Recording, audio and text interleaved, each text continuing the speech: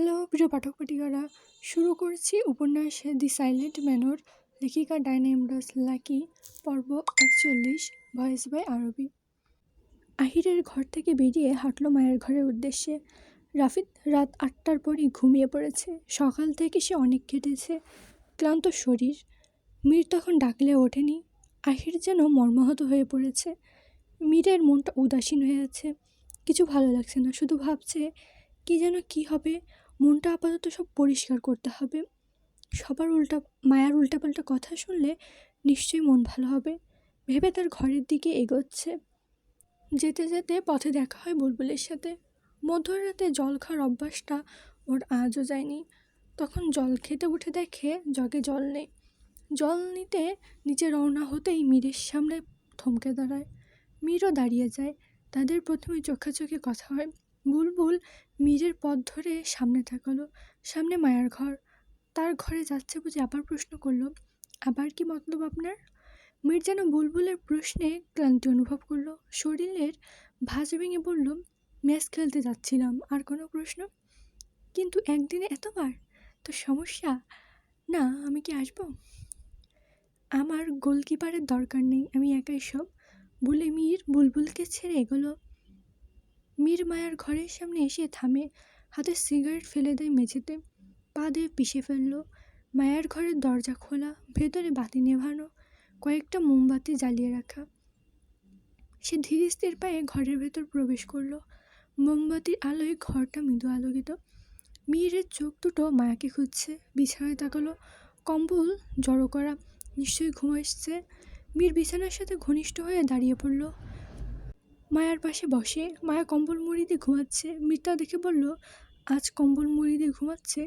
আগে তো কখনো ঘুমাওনি। থেমে আবার বলল, এটা আমি কি বলছি? আমি কি কখনো তোমার সাথে রাতে থেকেছি যে জানবো? আজকাল না আমি বোকা বোকা কথা বলছি। যাকগে, ছাড়ো সেসব। তুমি হঠাৎ এভাবে ঘুমাচ্ছ? খুব ঠান্ডা লাগছে নাকি লুকিয়ে লুকিয়ে কান্না করছো? নতুবা ভূতের ভয়ে কম্বল মুড়ি দিয়েছ? তুমি নিশ্চয়ই আমার কথা শুনছো, তবু চুপ করে আছো। এই পর্যন্ত বলে মীর থামে। কম্বলটা নড়ে উঠল। মীর বলল, তুমি নড়ছো, তার মানে তোমার ঘুম নেই চোখে? ঠাপটি মেরে আছো আমার ভয়ে? ভয় নেই, উঠতে পারো, কিছু করব না। এখন অসভ্যর ব্যাখ্যা বোঝাতে ইচ্ছা করছে না। শরীরে শক্তি নেই। মীর দেখলো মায়া উঠছে না। পুনরায় কম্বল নাড়ল। মীর এবার একটু বিরক্ত হলো। মায়াকে যেভাবে হোক উঠাতে হবে। কীভাবে উঠাবে ভেবে মীর হুট করে মায়ের শরীরের উপর উঠে দুপা দুদিকে দিয়ে হাঁটুতে ভর দিয়ে মায়ের উপর দূরত্ব বজায় রেখে বসে। এরপর মায়ের দিকে আর একটু ঝুঁকে বলল, এই মেয়ে, আমি তোমার উপরে দরজা লাগিয়ে দিয়েছি, যদি তোমার উপর আক্রমণ করে বসি, ভয় পাচ্ছ না? কম্বলের নিচ থেকে কোনো সাড়া শব্দ এলো না। মীর এবার কিছুটা তির্যক কণ্ঠে বলল, এই মেয়ে, ওঠো, না হয় ঝাঁপিয়ে পড়লাম। কথাটা শেষ করতে না করতে কম্বলটা মুখের উপর থেকে সরিয়ে ফেললেন জয়ন্তন বেগম। মীর জয়ন্তনকে দেখে হকচকিয়ে উঠল। ছিটকে দূরে সরে যায়। বেখালিভাবে মীর খাট থেকে পড়ে যায়। থতমত খেয়ে বলল, দাদু তুমি? বলে মীর ঢোক গিলল। জয়ন্তন বেগম শোয়া থেকে উঠে বসে। মীরের দিকে চেয়ে বলল, কখন থেকে আমি তোর উল্টোপাল্টা কথা শুনতেছি, কী সব নোংরা নোংরা কথা। দাঁড়া, তোর দেখাইতেছি মজা। বলে জয়ন্তন বেগম খাট থেকে নেমে তার ছড়িটা হাতে নিয়ে মীরকে পেটাতে শুরু করলো। পেটাতে পেটাতে বলল, তোর খুব শখ আমার উপর ঝাঁপাই পড়নের, নিজের শক্তি দেখাইবার আইসোস, ছি। মীর জয়ন্তনকে আটকাতে চাইলো। বলল, আরে দাদু, আগে আমার কথা শোনো। আমি তোমার উপর কেন শক্তি দেখাবো? তোমার নাতনির উপর দেখাতে এসেছিলাম। তুমি ওর ঘরে, আমি কীভাবে জানবো? তুই কি করে জানবি মানে? এই মাঝরাত তুই ওর ঘরে কেন? মীর জয়ন্তনের ছড়িটা টেনে নিয়ে দাঁড়িয়ে গেল। বলল, অনেক মেরেছ, এখন শোনো। আমাকেও অসভ্য বলেছিল, তাই প্রতিশোধ নিতে এসেছিলাম, কিন্তু এসে আমি নিজেই বলির পাঠা হয়ে গেছি। জয়ন্তন বেগম সোজা হয়ে দাঁড়ান, ঘরের আলো জ্বালান। বলেন, আর একটু হইলে তো তুই আমার শরীরেই ভর দিতি। তোরা বিদেশে এই শিক্ষা দিছি হতচ্ছাড়া? শিক্ষা অনেক পেয়েছি, কিন্তু কেউ আমার অসভ্য কয় নাই। আজ তুমি আমার কইলা? অনেক আমার কষ্টে কান্না করতে মন চাইতেছে। বলে থামে মীর। মীরের মুখে আঞ্চলিক ভাষা শুনে জয়ন্তন কিছুটা অবাক হইল। চোখ ছোটো করে মীরের দিকে তাকিয়ে পড়ে রইল। মীর ছড়ির দিকে চেয়ে এতক্ষণ কথা বলছিল। জয়ন্তনকে চুপচাপ দেখে চোখ তুলে তার দিকে তাকালো। নিজের বলা আঞ্চলিক ভাষার কথাগুলো তার কানের কাছে ভেসে উঠল। বিড়বিড় করে বলল, এ আমি কি বললাম? কি ভাষায় কথা বললাম? তোর মাথাটা গেছে নাকি বুড়ি? তোমার জন্য আমার ভাষার পরিবর্তন হয়ে গেছে। আমার সাথে কথা বলতে হলে আগে শুদ্ধ ভাষা শিখে এসো। আহা, আমার কালাচার নাতি, উনার লাগে কথা কইতে আমার বইয়াই গেছে। এই, ঘর থেকে বাইর হ। মীর ছড়িটা জয়ন্তনের দিকে এগিয়ে দিয়ে বলল, যেতেই এসেছি, থাকতে নয়, বিশেষ করে তোমার মতো বুড়ির সাথে। তোর থেকে ভালোই আছি। তুই হাতে দেশো সাপের মতো কী সব, তার লাগে ঝাঁকানাকা প্যান্ট, মাথার চুলগুলো ভেড়ার মতো, চোখ দুটো বিড়ালের মতো।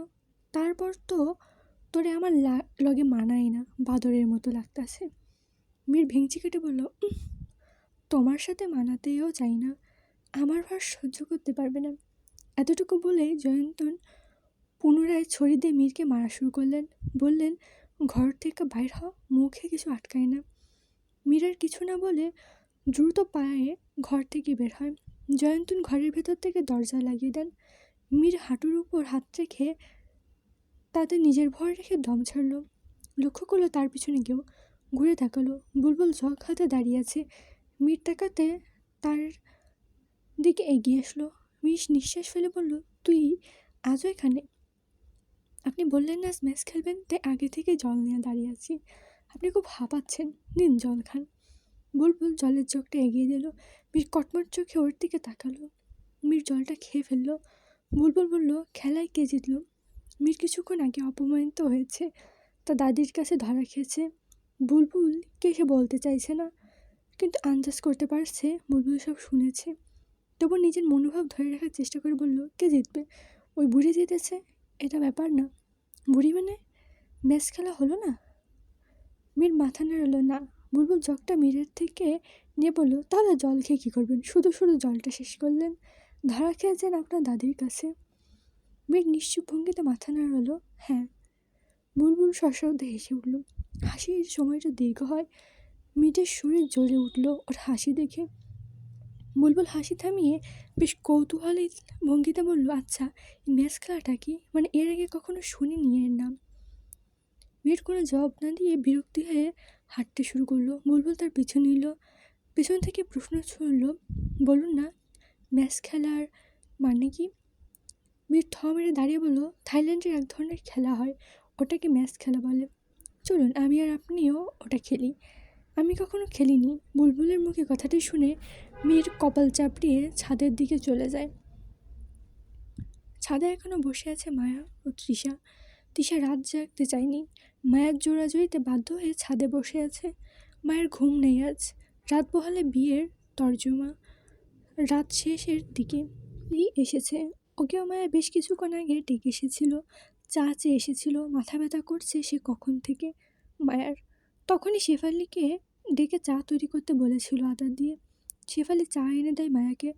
মায়া তাৎক্ষণিক চা খাবে না বলল, মন ওঠানামা করলো। শেফালি তীব্র রেগে গেল।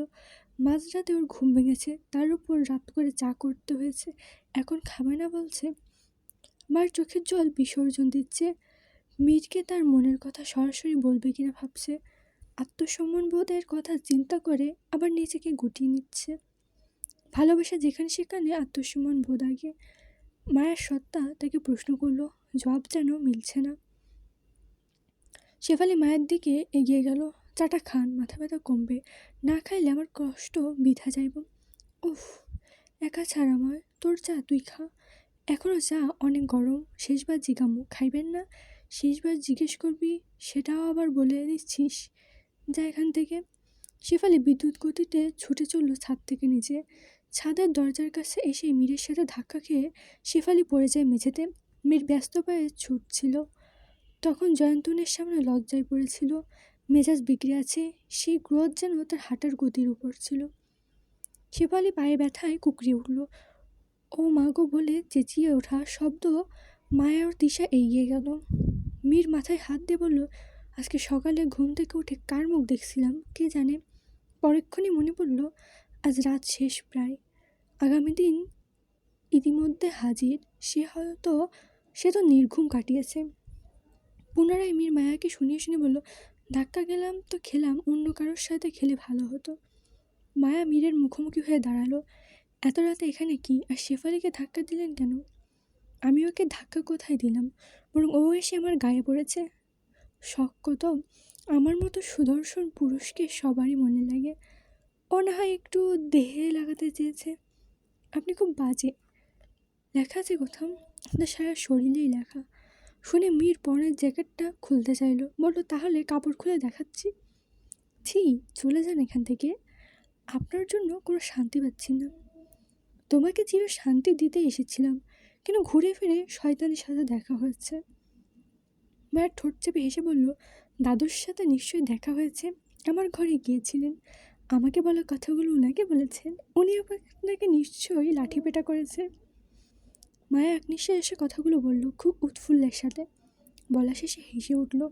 অট্ট হাসিতে তলিয়ে গেল সে।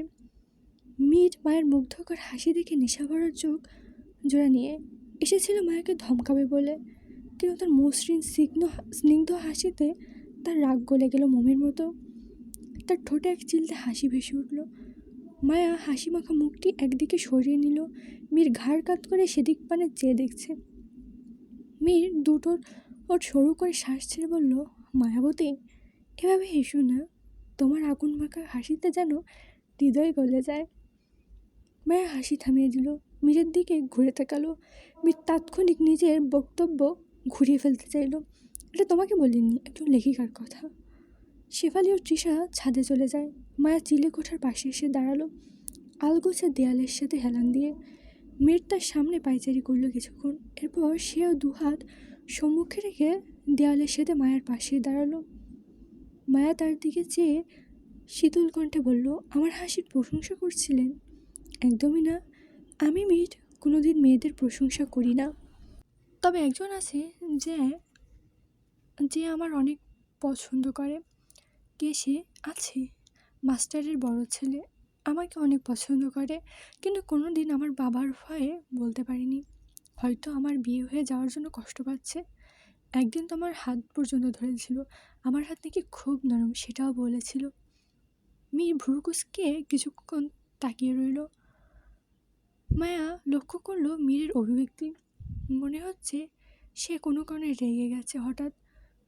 রাগে জ্বলছে, সেই তাপ মায়া পাচ্ছে। তার কারণ ঠিক আন্দাজ করতে পারল না মায়া।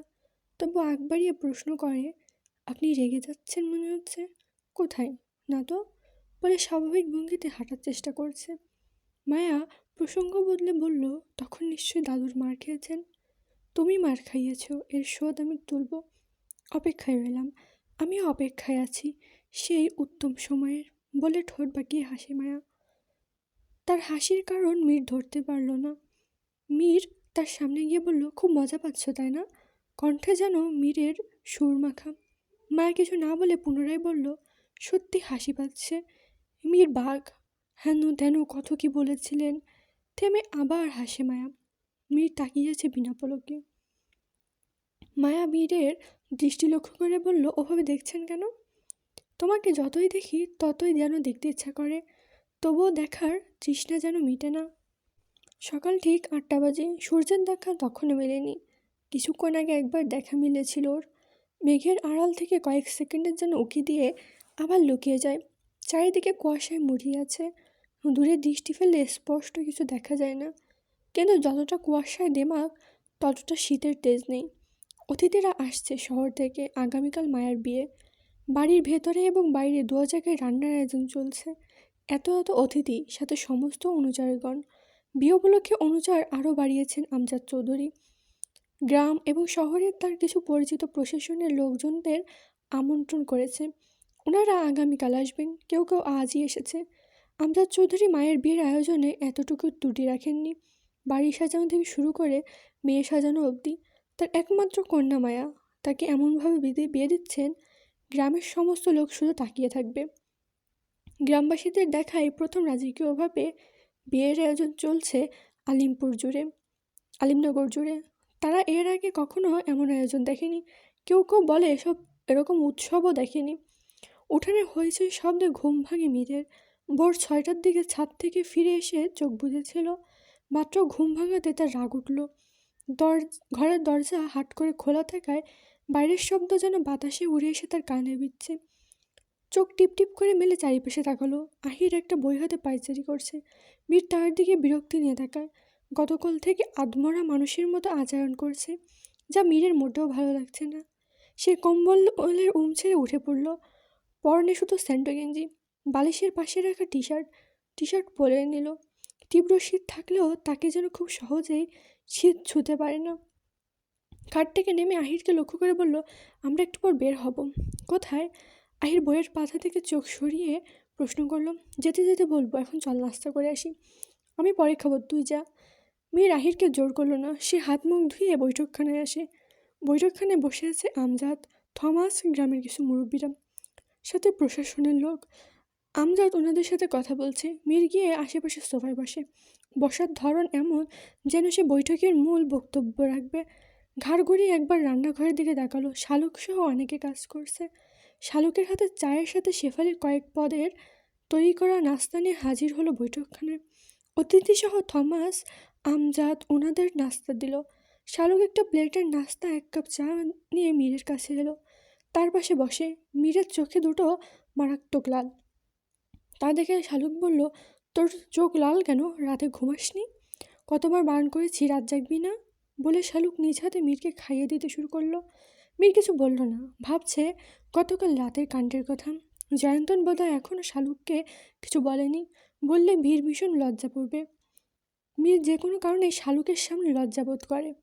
শালুক লোকমা মীরের দিকে দিচ্ছে। সে বাচ্চাদের মতো কোনো প্রতিক্রিয়া না করে হাঁ করে নিচ্ছে। একটু পরপর শীত দিয়ে তাকাচ্ছে। জয়ন্তন বেগম এলো বলে।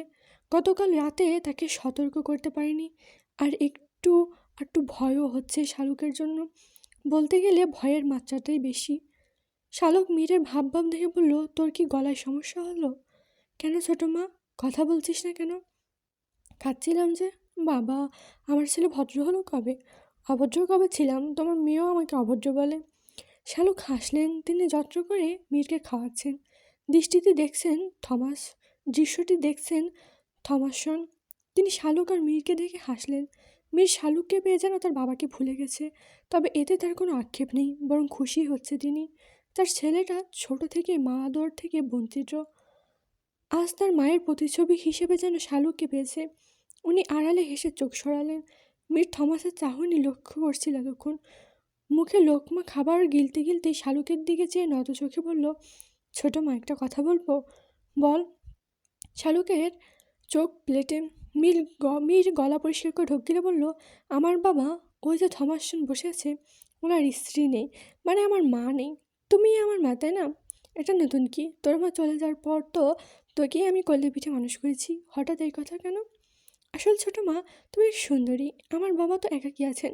ওনার ছেলেকে তুমি তোমার করে নিয়েছো। বলছি এবার যদি উনাকে, ছেলের বাবাকে যদি একটু আপন করে নিতে। বলে মীর পুনরায় ঢোকিল। এরপর সামনে থাকা গ্লাসের জলটা পুরোটা ঢকঢক করে খেয়ে নিল। শালুক হাত থামিয়ে চোখ স্থির করে মীরের দিকে তাকিয়ে কঠিন দৃষ্টিতে তাকিয়ে আছে। মীর বলল, ওহো, দেখছো কেন? ভালো কথাই তো বলেছি। থমাসন বেশ হ্যান্ডসাম, তোমার সাথে মানাবে। শালুক বললেন, আজকাল তুই বড্ড পেকে গেছিস। কাঁচা থেকে লাভ কি? কাঁচা জিনিস মানুষ পছন্দ করে না। যা আমার চোখের সামনে থেকে। আর আমাকে ছোটো মা বলে ডাকবি না। তবে ছোটো খেলা বলে ডাকবো? বেদব ছেলে। তোমার মেয়েও তাই বলে। বলবেই তো, বুদ্ধিশুদ্ধি সব গেছে, মুখে কিছু আটকায় না। মীর অন্যদিকে মুখ ঘুরিয়ে নিল। চোখ তখন পড়ে সিঁড়ির দিকে। জয়ন্তন নিচে আসছে। উনি নিশ্চয়ই এখন শালুককে গতকাল রাতের ঘটনা বলবে। বিনিময়ে মীর কাণ্ডলা খাবে নিশ্চিত। সাথে লজ্জাবোধ বিনামূল্যে। মীর এদিক ওদিক তাকায়। জয়ন্তনের চোখের সামনে থেকে পালাতে চাইল, কিন্তু চেষ্টা বৃথা। মীর কোথাও না গিয়েও শালুকের আঁচলের নিচে মাথা লুকায়। শালুক বললেন, কি করছিস? আঁচলের আড়ালে লুকিয়ে কেন? দাদুকে বলো না আমি এখানে। কেন? বলছি তো, বলো না ব্যাস। জিজ্ঞেস করলে রাফিদের নাম বলবে। আমার রান্নাঘরে যেতে হবে, অনেক কাজ পড়ে আছে। বলে শালুক মীরের মুখ থেকে আঁচল সরিয়ে নিল।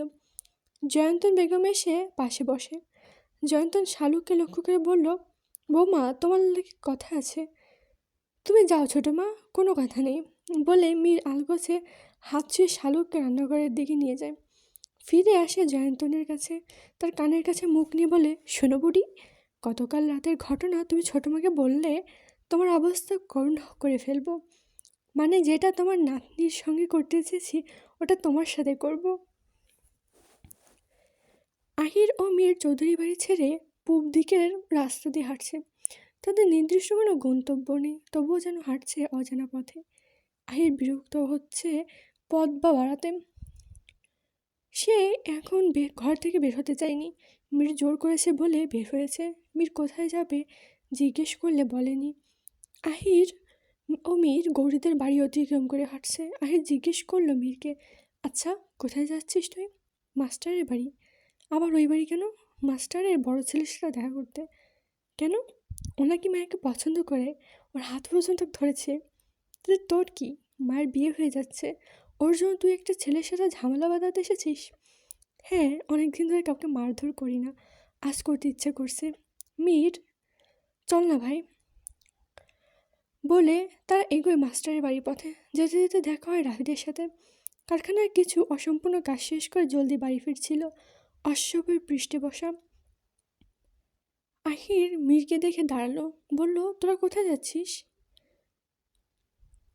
মাস্টারের বড় ছেলেকে দেখতে, ওর সাথে দেখা করতে এসেছি। ওকে দিয়ে তুই কি করবি? আমার দরকার আছে। বলবি ও কোথায়? নয় ওর বাড়ি গিয়ে জিজ্ঞেস করছি। রাফিদ জবাবে কিছু না বলে শুধু ভুরু উঁচিয়ে তার দিকে তাকিয়ে রইল। মীর পুনরায় বলল, তুই তাকিয়ে থাক, আমি আসছি বলে মীর ব্যস্ত হেঁটে মাস্টারের বাড়ির দিকে গেল। বাড়িতে কাউকে দেখা যাচ্ছে না। বিয়ে বাড়ি হয়তো, মীর ধারণা করলো। পরপর দুটো ঘর, একটা ঘরের দরজা খোলা। মীর গলা উঁচিয়ে ডাকতে শুরু করলো, কেউ আছে কি না বলে। সেকেন্ড কয়েক পর একজন ছেলে বেরিয়ে এলো। দেখতে রোগা পাতলা, গায়ের রং ফর্সা, মুখমণ্ডল আকৃতি খুব একটা অসুন্দর নয়। মীর ওর সামনে গিয়ে বলল, মাস্টারের বড় ছেলে কি? আমি। ছেলেটা আমি বলতে না বলতে ওর গালে কষিয়ে থাপ্পড় দিল মীর। হঠাৎ থাপ্পড়ে ছেলেটা থ হয়ে গেল, বা হাতটা গালে ছুঁয়ে ধরল, চোখ দুটো বড় করে বলল, আপনি আমাকে মারলেন কেন? তুই মায়াকে পছন্দ করিস? ওকে ছুঁয়ে দেখেছিস? তোকে তো আজ জানে মেরে ফেলবো বলে ওর কলার চেপে ধরতেই রাফিদ ও আহির এসে মীরকে থামায়। রাফিদ বলল, ভাই তুই পাগল হয়ে গেছিস, ওকে কেন মারছিস? মীর আহির ও রাফিদকে সরিয়ে দিল ছিটকে। পুনরায় ছেলেটির কলার চেপে ধরে বলল, যে হাত দিয়ে মায়াকে ছুঁয়েছিস ওই হাত জোর করে ওর কাছে মাপ চাইবি, আর ওকে মা বলে ডাকবি, কারণ মেয়েরা মায়ের জাত। মাস্টারের ছেলে এই কথা যাও দিয়ে বলল, সবাই মা হয় কি করে? বললেই মীর আবার ওকে থাপ্পড় দিল। সব মেয়ে মা না হলে ও তোর মা, বুঝেছিস? বুঝেছি, কিন্তু আমি কখনো ছুঁইনি, পছন্দও করি না। এই সংবাদ আপনাকে কে দিল জানি না, তবুও আমি তাকে মা ডেকে মাপ চেয়ে আসবো বলল কাঁদো কাঁদো কণ্ঠে। মীরের এমন কর্মকাণ্ডে রাফিদ আর আহির অসন্তুষ্ট হলো, তবুও যেন মীরের কিছু যায় আসে না। তারা হাঁটতে হাঁটতে বাড়ির দিকে এগোতেই দেখলো গৌরীর বাড়িতে মানুষের ভিড়। আশেপাশে মানুষ দৌড়ে যাচ্ছে গৌরীর বাড়িতে। মীর তারা আগ্রহ নিয়ে এগিয়ে যাচ্ছে। যত এগোচ্ছে গৌরীর কান্নার শব্দ পাচ্ছে। কান্নার শব্দে তাদের পা চলা আরও দ্রুত গতিতে বেড়ে গেল।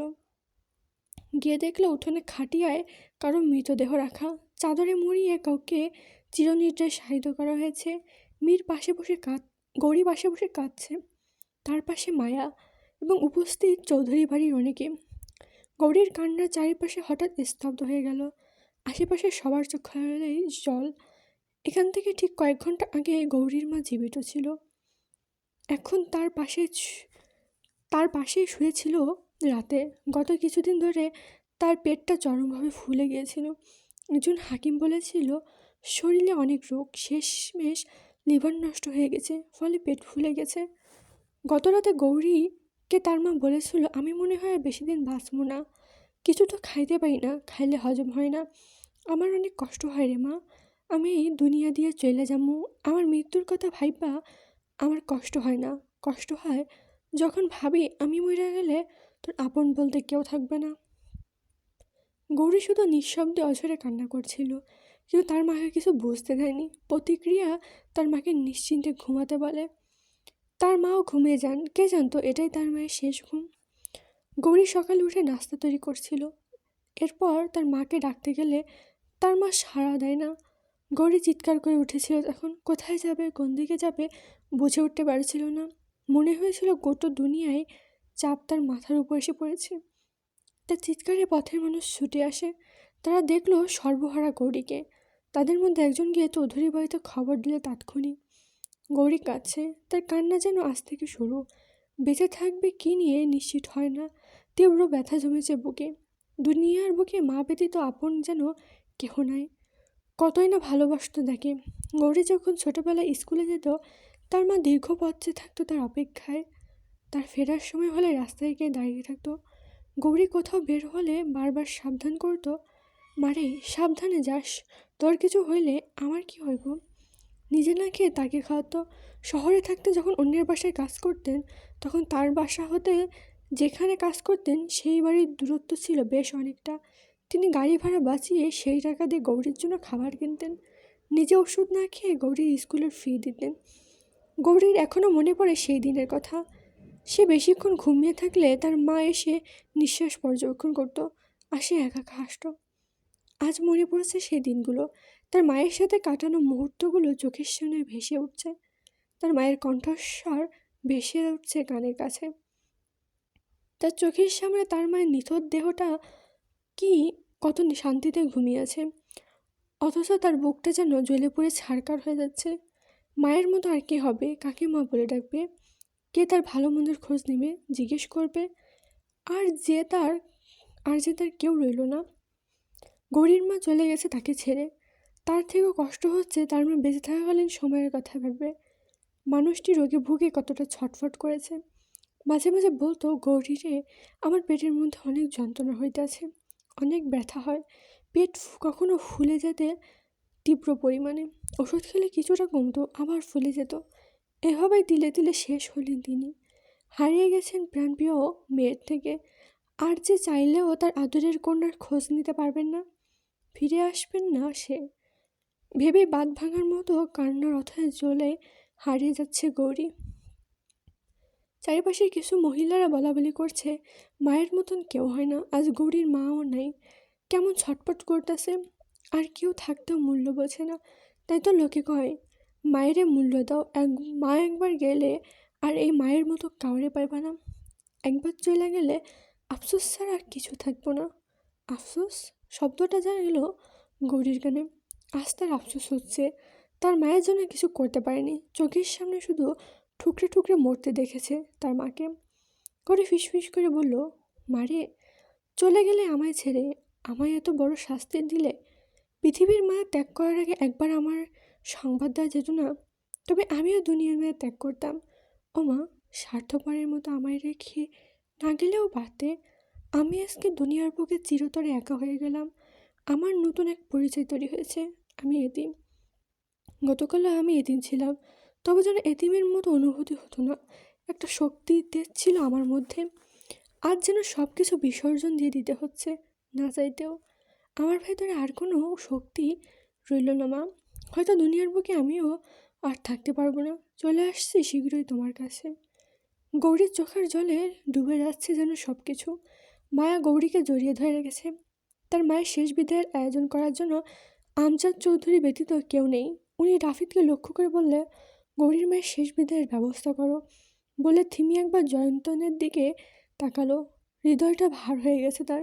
একই সাথে রাফিদ ঘুরে তাকালো শালুক বেগমের দিকে। তার চোখের কোণে জল। আহির থমকে দাঁড়িয়ে আছে, কিছু বলতে পারছে না। মীর ঘুরে আহিরের দিকে তাকিয়ে তার কাঁধে হাত রাখলো। মীর গৌরীর মায়ের লাশটির দিকে তাকিয়ে বলল, মা ব্যতীত গোটা পৃথিবীটা আস্ত একটা অন্ধকার বন্দিশালার মতো। আহির ভীষণ কষ্ট পাচ্ছে গৌরীর হাহাকার দেখে, তবে শব্দে তা প্রকাশ করছে না। নীরবে দুফোঁটা চোখের জল পড়ছিল, তাৎক্ষণিক মুছে ফেলেছে। রাফিদ বাবার আদেশ পালন করেছে। মসজিদের মুয়াজ্জিনকে খবর দিয়েছে তিনি আসছেন জানাজা সম্পন্ন করতে। কয়েকজন লোক বাঁশ কাটা শুরু করেছে। মহিলা মিলে গৌরীর মেয়ের শেষ গোসলের ব্যবস্থা করছে। বাড়ির ভিড় কমতে শুরু করলো। আমজাদ চৌধুরী রাফিদকে সব বুঝিয়ে ফিরে গেলেন বাড়িতে। সাথে শালুক, জয়ন্তন তারাও ফিরে গেছেন। মায়া যাননি। গৌরীর সাথে বারান্দায় বসে আছে। চোখের সবটুকু জমা জল বিসর্জন দিচ্ছে গৌরী। তার মা এখনও জমিনে। একটু পর তাকে চিরতরে মাটির ঘরে শায়িত করা হবে, আর চাইলেও তাকে একটি নজর দেখা যাবে না। মায়া বেশ কিছুক্ষণ বুঝিয়েছে গৌরীকে, কাজ হচ্ছে না। দুনিয়ার সব ব্যথার সমাপ্তি ঘটলেও প্রিয় মানুষকে হারানোর ব্যথা যেন কখনো সমাপ্তি মিলে না। আহির উঠানে পায়চারি করছে, ঘুরে ঘুরে গৌরীর দিকে দৃষ্টি নিবদ্ধ করছে। তার অসহায় মুখখানে একটু ভালো করে লাগছে না। কথা বলতে চাইছে তার সাথে, একটু সান্ত্বনা দিতে পারলে নিজের মনকে অন্তত বুঝ দিতে পারত। আহিরকে উদ্বিগ্ন হতে দেখে মিরে এগিয়ে গেল তার দিকে, জিজ্ঞেস করলো, কি ভাবছিস? গৌরীর সাথে কথা বলতে চেয়েছিলাম। যা বল। আশেপাশে গ্রামের কিছু মুরব্বীরা, তাদের সামনে বলবো? অপেক্ষা কর, আমি ব্যবস্থা করে দিচ্ছি। বলে মীর মায়া ও গৌরীর দিকে এগিয়ে গেল। মায়াকে আলাদা পাশে ডাকলো, বলল, আহির গৌরীর সাথে কথা বলবে, তুমি ওকে একটু ঘরের পেছনে পুকুর পাড়ের দিকে নিয়ে যাবে। মায়া প্রথমে কিছুটা আপত্তিকর দৃষ্টিতে ভ্রুকুটি করলো, এরপর ভেবে জবাব দিল, আচ্ছা। মায়া গৌরীকে নিয়ে পুকুর পাড়ের দিকে হাঁটলো। আহির ও মীর গেল পিছু পিছু। পুকুর পাড়টা শান্ত, স্নিগ্ধ, চারিপাশে সবুজ ঘাস, নারকেল গাছ, কদম গাছের ছায়া জলে পড়ে ঢেউ খেলছিল। হালকা বাতাসে জলের উপর ছোট ছোট ঢেউ উঠছে। দূরে পাখির ডেকে পরিবেশটা আরও মধুর করে তুলছে সকালটা। কিন্তু স্নিগ্ধ সকালটাও যেন বিষিয়ে রাখছে গৌরীর মনকে। রাখারই কথা। গৌরী পুকুরের অপর প্রান্তে দৃষ্টি ফেলে দাঁড়ালো। মায়া পেছন থেকে সরে গেল। আহির এসে দাঁড়ালো গৌরীর পাশে। গৌরী অজানাকার উপস্থিতি পেয়ে সাবধান হলো। চোখের জল মুছে মাথায় কাপড় টানলো। আহির গলা পরিষ্কার করে খ্যাক খ্যাক করে। গৌরী মানুষটির গলার স্বর চিনতে পারলো, ঘুরে আর তাকে দেখার প্রয়োজন বোধ করলো না। আহির নিজে থেকে আগ বাড়িয়ে বলল, তোমাকে সান্ত্বনা দেওয়ার মতো ভাষা পাচ্ছি না আমি। তোমার জায়গায় আমি থাকলেও হয়তো দিকবিদিক হারিয়ে ফেলতাম। মা হারানোর যন্ত্রণা শেষ হয়ে যেতাম। দুনিয়াতে মা ব্যতীত আপন কেউ হয় না। তোমারও এখন আপন বলতে কেউ নেই। এতটুকু বলে থামে আহির, চোখ তুলে গৌরীকে দেখে। তার কোনো প্রতিক্রিয়া নেই, চুপচাপ সামনের দৃশ্য দেখছে। মানুষটির উপস্থিতি এখানে হলেও মনটা নিশ্চয়ই তার মায়ের কাছে। আহির পুনরায় বলল, আমি তোমাকে ভালোবাসি, হয়তো তোমার মায়ের থেকে বেশি নয়, তবে তার মনে করে তোমাকে আগলে রাখার চেষ্টা করব। তোমাকে যত্নে রাখবো, যত ঝড়ঝাপটা আসুক না কেন। তোমাকে কখনো ছেড়ে যাব না, এতটুকু ভরসা করে দেখো আমাকে। গৌরী এবারও নিশ্চুপ। আহির তার দিকে কিছুটা এগিয়ে দাঁড়ালো, বলল, তুমি এখনও পুরোপুরি একা, তবুও তোমাকে একা বলতে ইচ্ছা করছে না, কারণ আমি আছি তোমার জন্য। একটু একটু করে তোমার ব্যথাটা দূর করার চেষ্টা করব। তোমাকে মিলন কুনজয় দেখছিল, তোমার সর্বনাশ করতে চেয়েছিল, পারিনি, শুধু তোমার বুদ্ধিমত্তার সাহসর্যতার জন্য। এরপর যে আর এরকম হবে না তার কোনো নিশ্চয়তা নেই। তোমাকে গ্রামে একা ফেলে রেখে যেতে পারবো না। যদি যাই তবে শান্তিতে থাকতে পারবো না। আমার ধারণা কখনো ভুল হয় না, আমি জানি তুমি আমাকে ভালোবাসো, তবে বলছো না। যদি আমার ধারণা সঠিক হয়ে থাকে তবে আমার ডাকে সাড়া দিও। আগামীকাল মায়ের বিয়ে, এরপর হয়তো চলে যাব।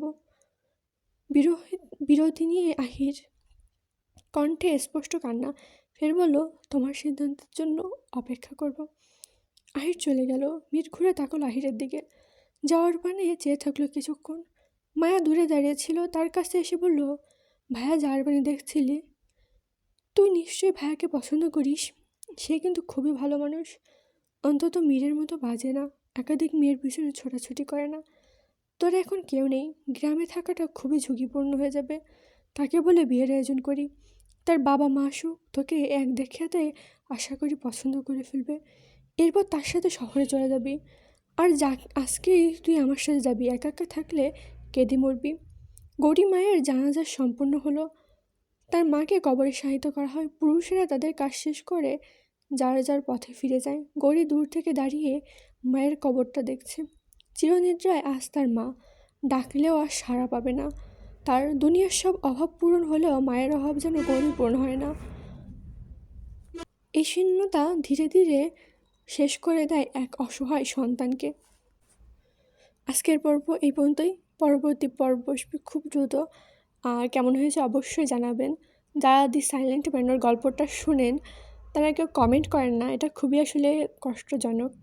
তো তারা অবশ্যই, আমি তাদের কাছে অনুরোধ করছি আপনারা কমেন্ট করবেন এবং জানাবেন কেমন লাগতেছে আপনাদের কাছে গল্পটা। Thank you.